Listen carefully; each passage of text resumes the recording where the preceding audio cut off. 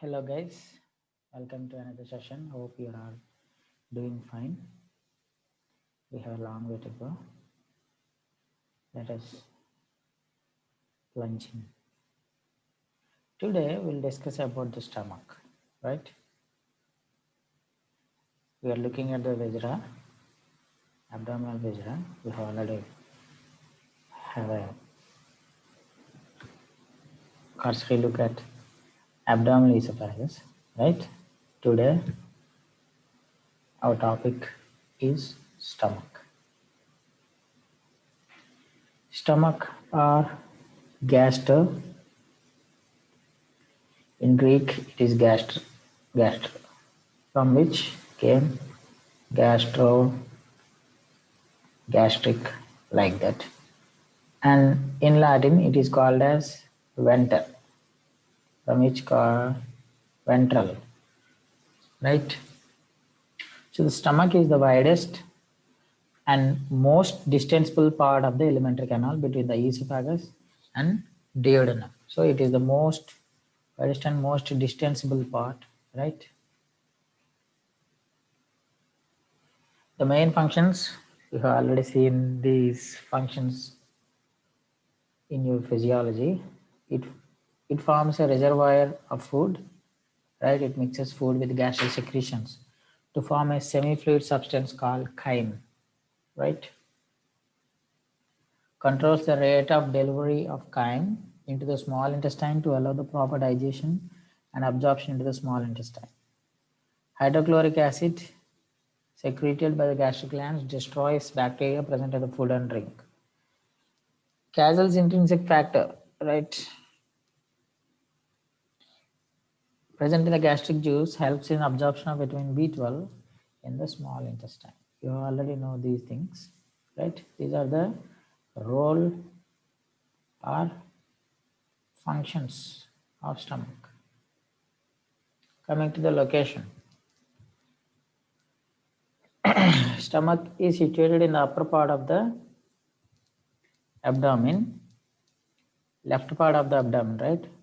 This is left, occupying the left hypochondriac, umbilical, and epigastric regions, right?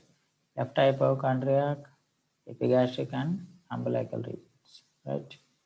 It extends obliquely from the left hypochondriac region, right? This is the axis region into the epigastric region. Most of the stomach lies under cover of the left costal margin and lower ribs. We'll look at this.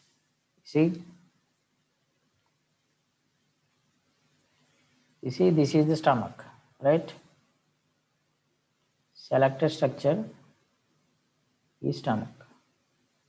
So this is how it is under the left rib cage, right? Left rib cage, you have to remember this, right? Right? So that is the position. Remember that. Okay. Coming to the shape, stomach is J-shaped. Remember that. Its long axis passes downwards, forwards, and to the right, and finally backward and slightly upward. It tapers from the fundus of the left of the median plane to the narrow pylorus slightly to the right of the median plane. We'll look at that. Both the shape and position of the stomach vary greatly according to the build of an individual. It is high and transverse, Steerhorn type in short, obese persons, low and elongated in tall and weak persons. Okay, remember those things. And also, even in the same individual, the shape of the stomach depends on the volume of the fluid or food it contains, position of the body, whether a person is in erect position or supine position, and the phase of respiration, right? Because of the space available for the distension. Generally, four types of shapes of the stomach are seen in barium meal X-ray, right? This is the reversed L shape, okay? Reversed L shape, and this is J-shaped, and this is semi-lunar shaped, and this is Steerhorn shape. So in the short obese individuals, it will be like this, right? It is 10 inches in length and the capacity is, at birth the capacity is 10 to 30 ml, that means 1 ounce. And at puberty the capacity is 1 liter. Usually in the adults the capacity will be 1500 to 2000 ml, that means 2 liters.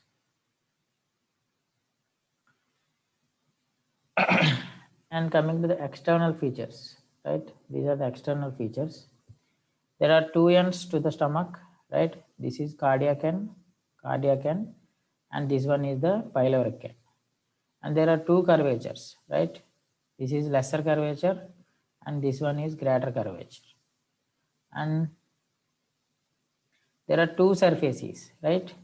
This is the anterior surface or anterosuperior surface it is called, and this one is beyond the greater curvature is posterior surface. So those are the external features or external two ends, two surfaces and two curvatures, right? So the cardiac end or upper end, we'll look at that. You see, this is the stomach when isolated, right? This is the stomach, right? And you see, this is the cardiac end, right? That is the portion, this is the cardiac end. And this one is the pyloric end, right? This one is the lesser curvature.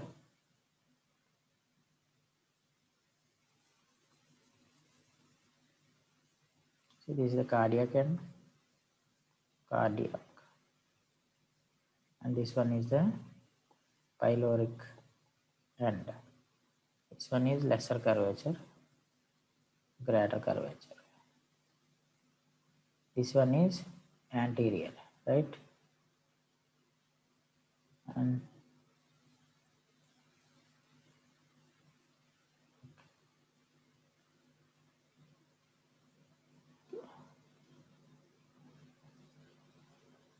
so if this is the anterior one, this is the posterior one, right?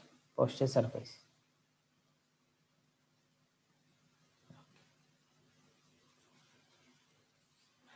At the cardiac end, it joins the lower end of the esophagus and presents an orifice called cardiac orifice, right?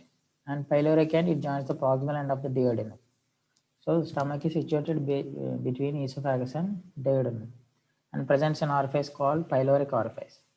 The stomach is relatively fixed at upper and lower ends but mobile in between. And the cardiac orifice is just the junction between the lower end of the esophagus and stomach and marks the level at which the curvature begins, right? You have already seen this in the previous class. And it is situated to the left of the median plane behind the left seventh costal cartilage, 2.5 centimeters from its junction with the sternum at the level of the lower border of the T11. Remember those things. It doesn't have an anatomical sphincter, but is guarded by the physiological sphincter, right? The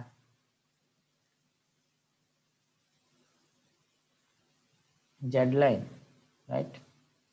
It is the junction between pyloric end of the stomach and the first part of the duodenum, 1.5 centimeters to the right of the median plane, and at this L1, transpyloric plane. You know that it is an anatomic pyloric sphincter, right? Because at the esophageal gastroesophageal junction doesn't have an anatomical sphincter. That is why in the GERD, the gastroesophageal reflux disease, it is called as the acid regurgitates into the stomach, right? It is not possible if there is anatomical sphincter between esophagus and stomach. But in the case of pyloric orifice, there is a anatomical sphincter called as pyloric sphincter, found by the thickening of a circular cord of the muscle assisted by a deep set of longitudinal fibers of the stomach, right? Coming to the curvatures. Lesser curvature is concave and forms the shorter and right border of the stomach. The most dependent part of this curvature, the angular notch or incisura angularis, indicate junction of the body and pyloric part. Okay. So this is the angular incisor. The lesser curvature provides attachment to the lesser omentum, right? So you see, this is the stomach with its omental attachments or relations. This is the stomach, right? This is the lesser curvature, right? This is the peritoneum and peritoneal cavity with its lesser sac also. So this is the lesser curvature, right?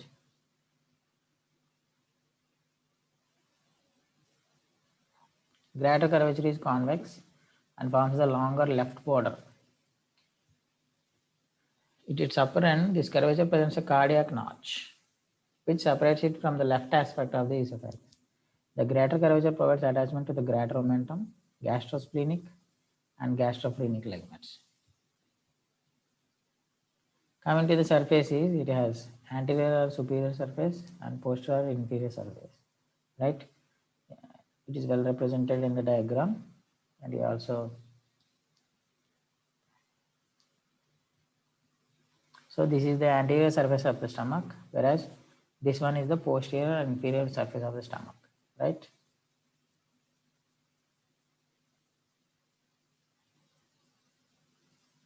You see, so this one is the anterior or superior surface, okay, because it lies like this. Stomach lies like this, okay. This is the liver, right? This is contiguous, right? So this one will be posterior or inferior surface, right? Coming to the parts, stomach has 4 parts: cardiac part, right, and fundus, which is the part above the cardiac part, right, and the body remaining, all of this is body, and this one is the pyloric part. It is the part around the cardiac orifice. We have already seen this. Fundus is the upper dome-shaped part of the stomach situated above the horizontal plane, drawn at the level of the cardiac notch. Superiorly, the fundus usually reaches the level of the left fifth intercostal space just below the nipple, right? Hence, gastric pain sometimes imitates the pain of angina pectoris. The cardiac notch lies between the fundus and the esophagus. That means this. This one is the cardiac notch. The fundus is generally distended with gas or air.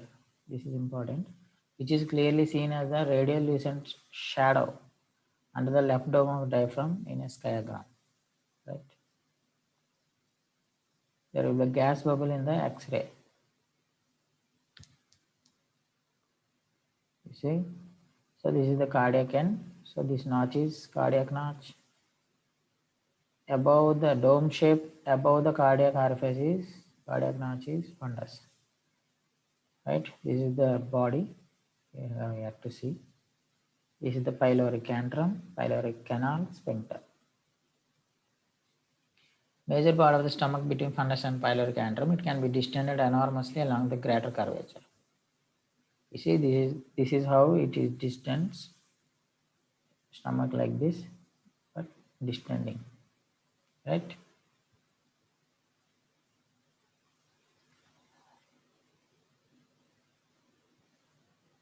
Coming to the pyloric part is funnel shaped. A line drawn downward onto the left from angular notch to the greater curvature separates it from the body. It extends from angular notch to the gastroduodenal junction. It is divided into 3 parts: antrum, canal, and sphincter. Antrum is the proximal wide part which is separated from the pyloric canal by an inconsistent sulcus, sulcus intermedius, present in the greater curvature. It is about 3 inches long and leads into pyloric canal. Pyloric canal itself is a narrow and tubular part measuring 2.5 centimeters. It lies on the head and neck of pancreas.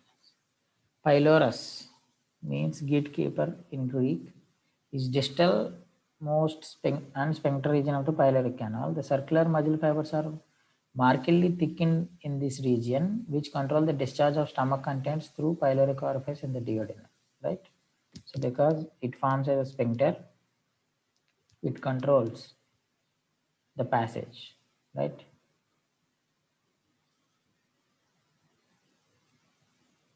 See, this is the antrum, pyloric antrum, and this one is the sphincter, right? Sphincter and orifice. This one is canal, right?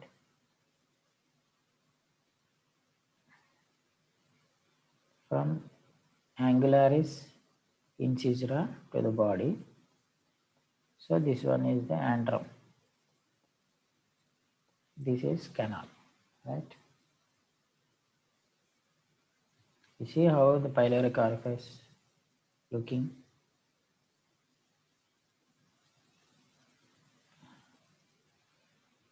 Thickening folds, right? You see, this is how the pyloric sphincter and orifice. You see, sphincter has muscular fibers, right? This is the pyloric canal.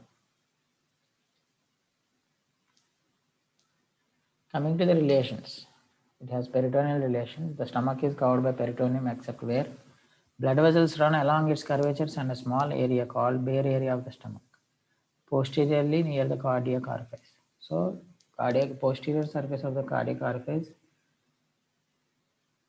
is not covered by peritoneum. It is called as bare area of the stomach. The bare area of the stomach is directly related to the left crus of the diaphragm. The peritoneal folds extend from the lesser and greater curvature of stomach forms other structures. Lesser omentum, right? Greater omentum. Gastrosplenic ligament and gastrophrenic ligament. We have already. You see, this is the lesser omentum. You see, in the lesser omentum, this is hepatoduodenal and this is hepatogastric, and this one is the greater omentum. This is gastrocolic ligament, and this one is gastrosplenic ligament, right? Because it is relating with the spleen, and this is relating with the transverse colon.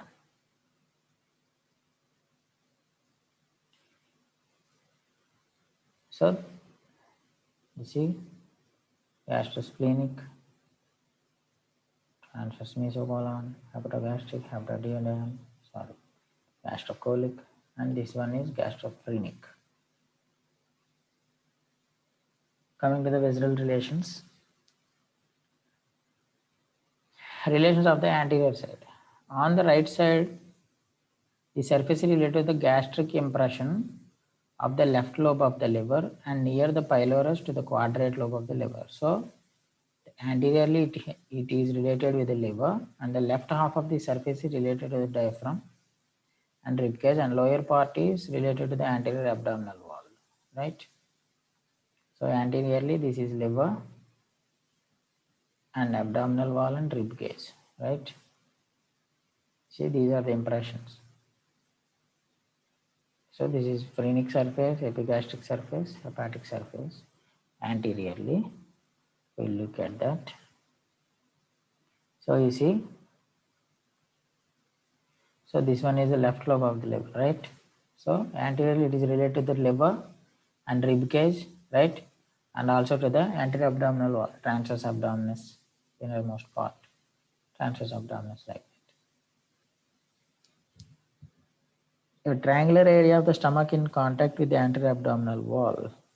It is bounded on the left side by the left costal margin, on the right side by lower border of the liver, and inferior by the transverse colon. So transverse colon, liver, and rib cage, costal margin, right? In complete esophageal obstruction, gastrotomy is performed in this area to feed the patient. So gastric triangle is important. Coming to the posterior relations, this surface is related to a number of structures on the posterior abdominal wall which collectively form the stomach bed, right?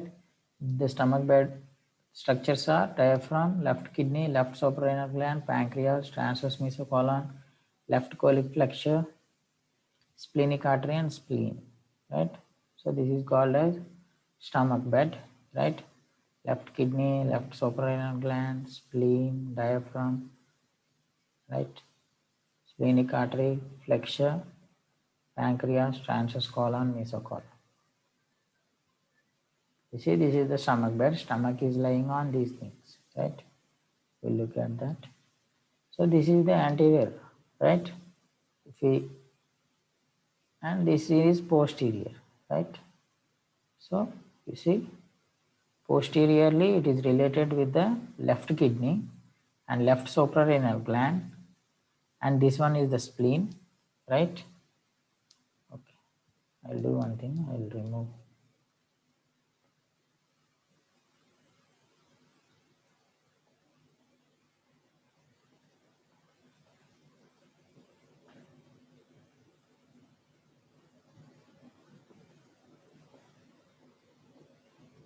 You see,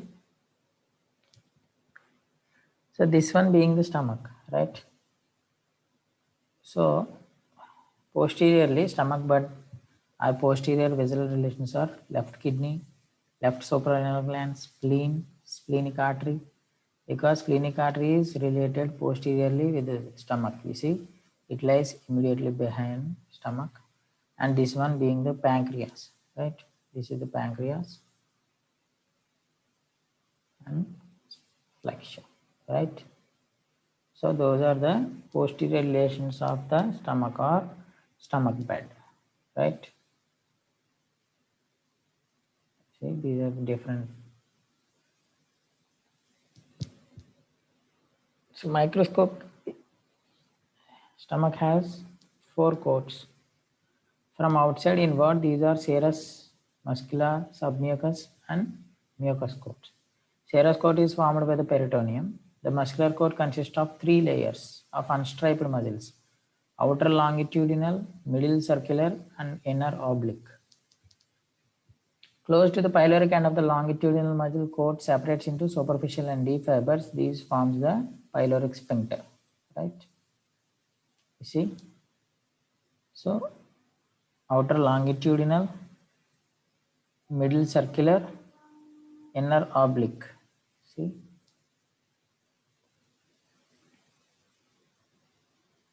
If we see,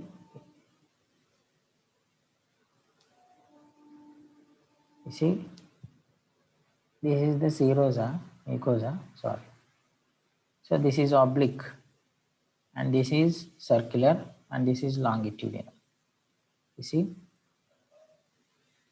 Okay? If you look like this, see, outermost part is longitudinal, and this one is circular, right? This one is oblique, and this one being the innermost layer mucosa, forming rugae. You see, right? The circular muscles coat thickens at the pylorus to form pyloric sphincter. The submucous coat consists of loose areolar tissue. Coming to the mucous membrane is thick, soft and velvety. It presents a number of temporary folds called as rugae, which disappears when stomach is distended, right? Remember that. The mucous membrane of the stomach is lined by simple columnar epithelium, which form simple tubular glands. You have already learned that in your physiology. Glands in the cardiac region secrete mucus, right? Cardiac region secretes mucus. Glands in the fundus and body contains mucous neck cells which secrete mucus, parietal and oxyntic cells which secrete hydrochloric acid, and gastric insect factor and chief cells which secrete pepsinogen. So fundus and body has most type of the tubular glands, and glands in the pyloric region secrete mucus, right? Coming to the interior, right? Interiorly it has some features: gastric rugae or gastric folds, the mucus of an empty stomach. Remember that rugae disappear when it is distended, stomach is distended, thrown into numerous folds called as rugae. They are longitudinal along the lesser curvature and irregular in remaining part. Rugae are flattened when stomach is distant. Gastric pits, these are small depressions on the mucosal surface in which the gastric glands. See, along the lesser curvature, they are longitudinal, right? In the remaining part, they are irregular. Actually, these are irregular, should be regular, right?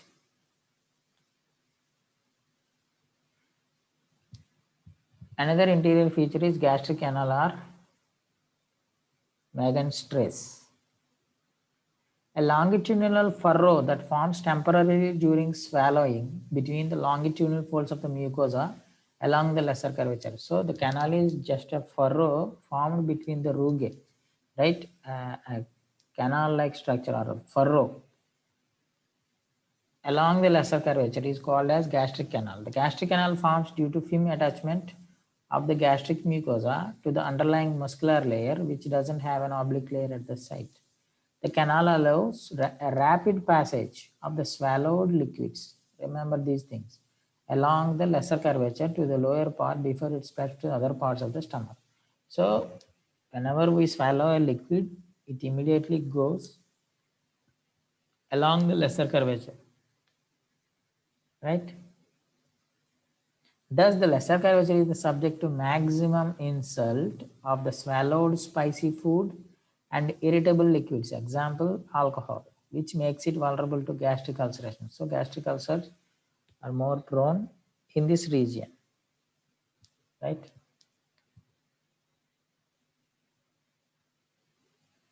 See, this is the gastric canal, right?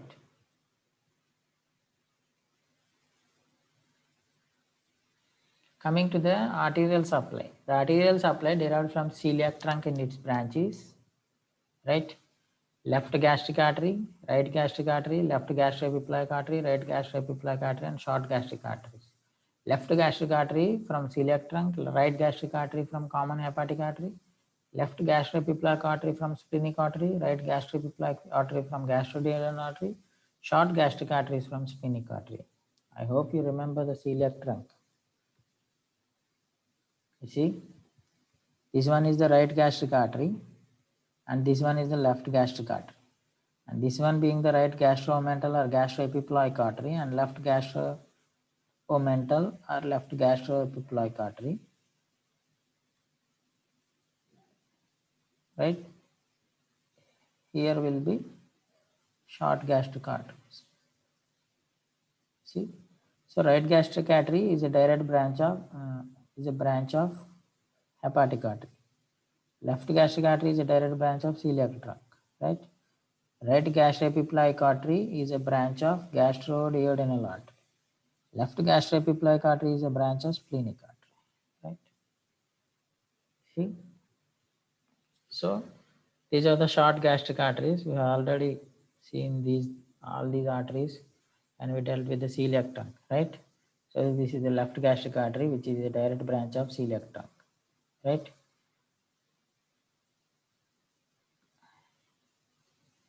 So see, this is the right gastric artery, right? Branch of hepatic artery, right? And these are the anastomosis between right and left gastroepiploic arteries, right? You can also see that in this region, right? This one being the left gastric artery, and this one being the right gastric artery, and these are the right gastroepiploic artery, and this one, sorry, this is the right gastroepiploic artery, and this is the left gastroepiploic artery, and these are the short gastric arteries from the splenic artery. See, the stomach is supplied with that, right? In the same way, veins are also drained along with the arteries. Right, left gastric vein, right gastric vein, left gastroepiploic vein, and right gastroepiploic vein, and short gastric veins. Same, right?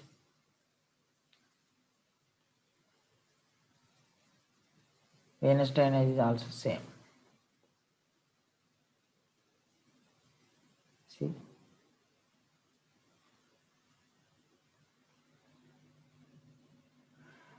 and you have to remember one thing.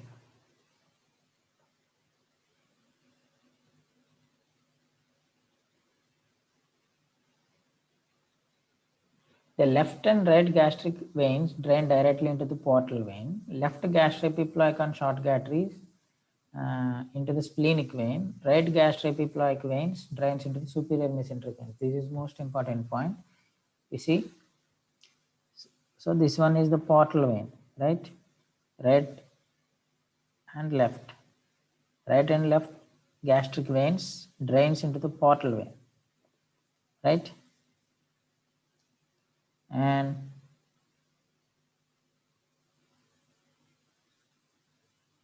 see, this is the left gastromental, means left gastroepiploic, and right gastroepiploic, right? So these form anastomosis between them. They drain into the superior mesenteric vein, right? And short gastric, all these drains into the splenic vein, right?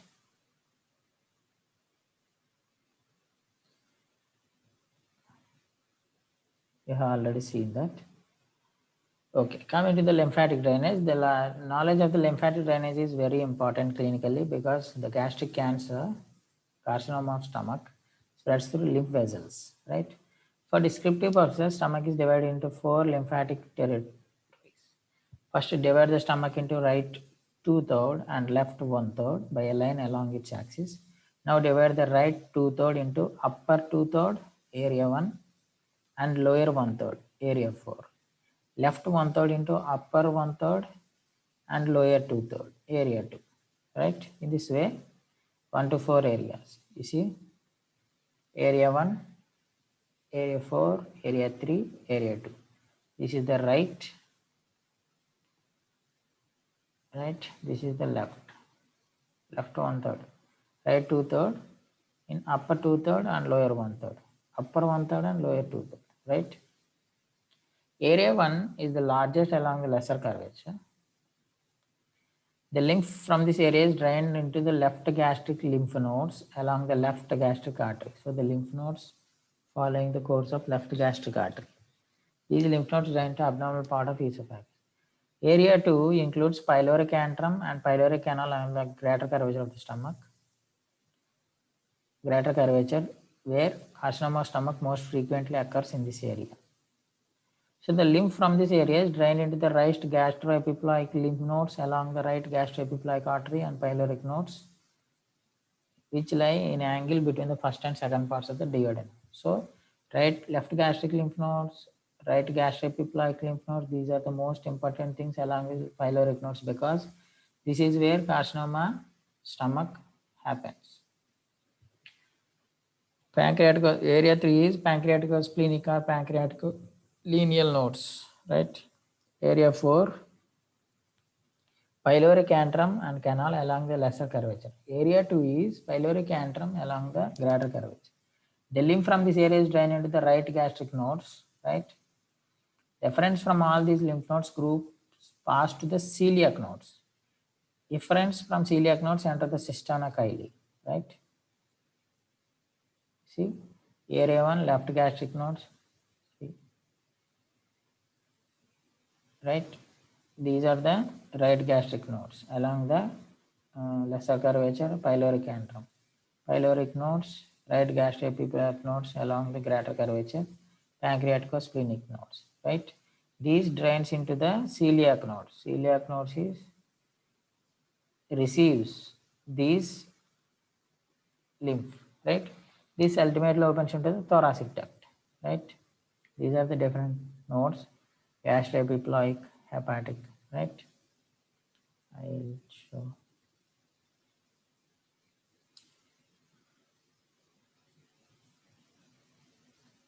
So this is the, you see, this one being the portal vein, right?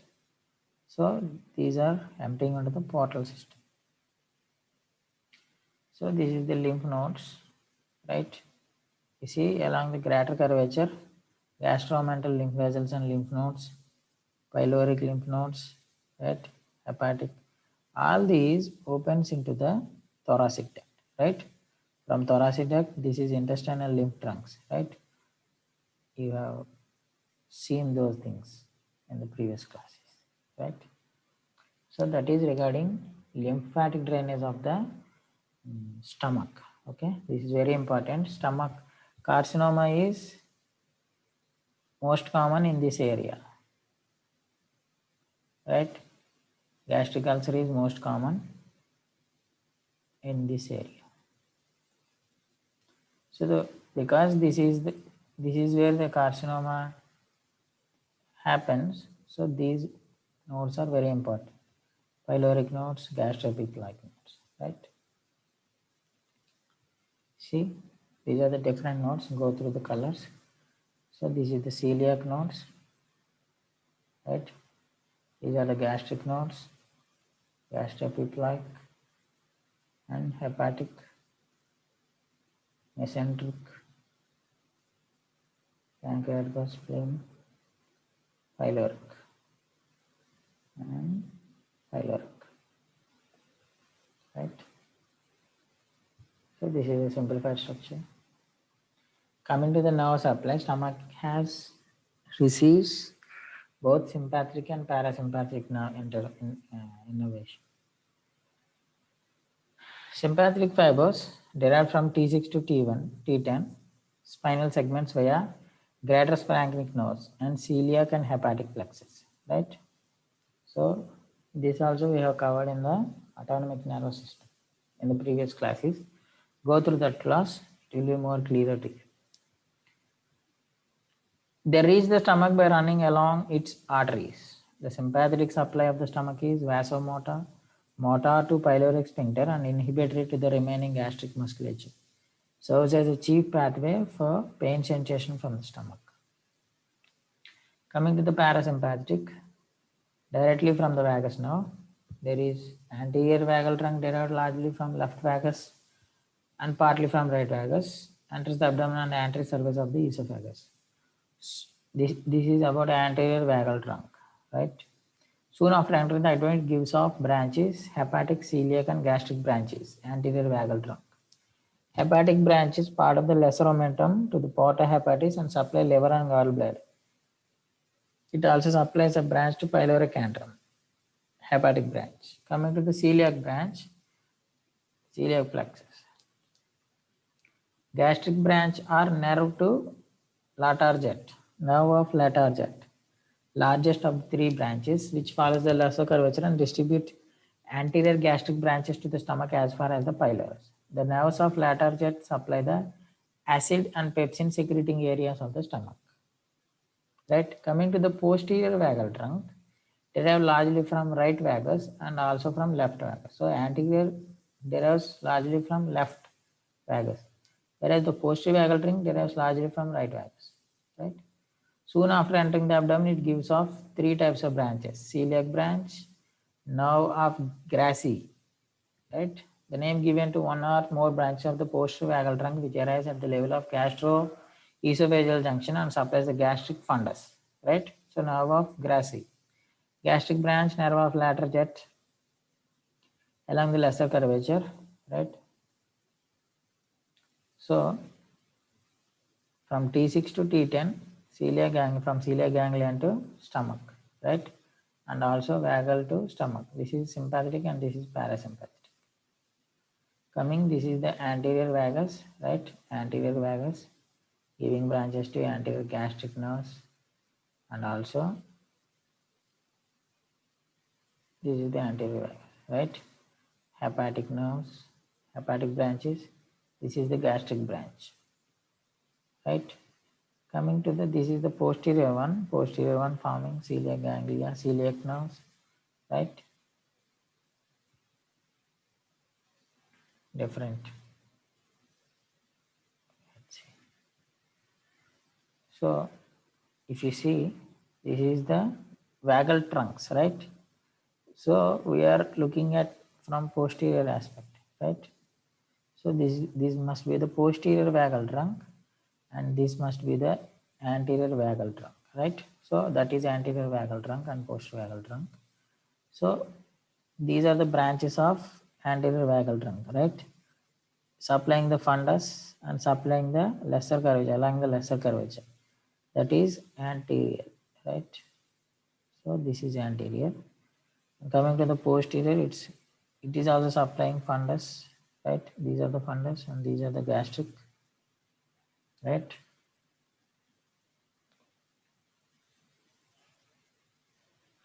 And coming to the another thing, this is the celiac ganglion, okay? So the anterior and posterior vagal trunks forming celiac ganglion, right?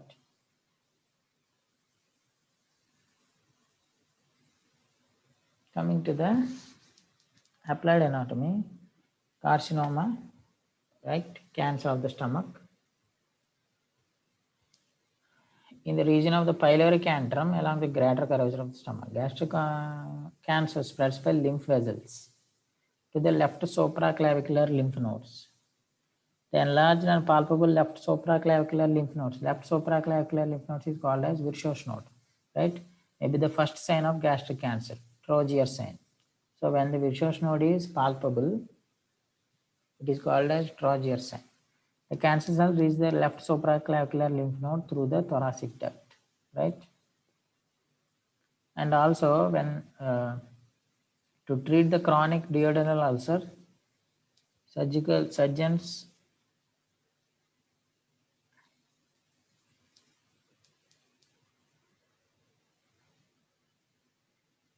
will do a procedure called as vagotomy, right? In which they'll cut off the vagus nerves, right? And it has so many subtypes. Don't need all those things. Okay, that is regarding arterial supply, lymphatic drainage, and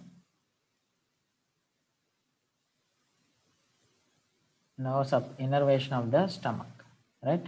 That is regarding stomach. Stomach has 4 parts and a rich blood supply, nerve supply, and lymphatic drainage, venous drainage, and all. And it has microscopic structures, right? Serosa, muscular, submucosa, and mucosa, and also interiorly it forms rugae, right? And it has simple columnar epithelium with simple tubular glands, right? So it is J-shaped with 2 curvatures, 2 ends, and 2 surfaces, right? That's all about the stomach. Let me know if you have any doubts.